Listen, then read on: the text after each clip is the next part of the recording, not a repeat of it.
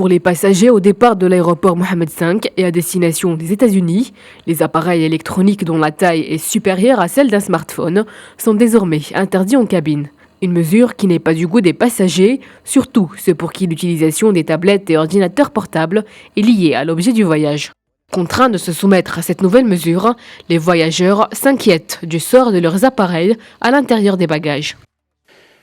Je les ai vus maltraiter les valises, c'est avec des coups de pied qu'ils les mettent dans la soute des fois. Donc si un ordinateur, une tablette ou tout autre appareil fragile se trouve dans ces valises, il peut facilement être endommagé. La Royal Air Maroc, depuis la nouvelle directive, déploie les mesures nécessaires pour que les voyageurs s'accommodent de ces nouvelles dispositions. À l'aéroport, nous leur rappelons cette nouvelle mesure et nous leur demandons de mettre leurs appareils à l'intérieur des bagages enregistrés dans la soute. Nous leur offrons aussi un service gratuit, c'est la plastification des bagages pour que leurs appareils soient protégés.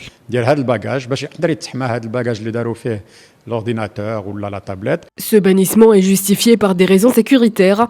Les services de sécurité américains craignent que des organisations terroristes ne dissimulent des explosifs dans ces appareils. Ces appareils peuvent certes être embarqués à bord, à condition qu'ils soient à l'intérieur des bagages enregistrés. Seul moyen de leur faire subir un contrôle plus minutieux.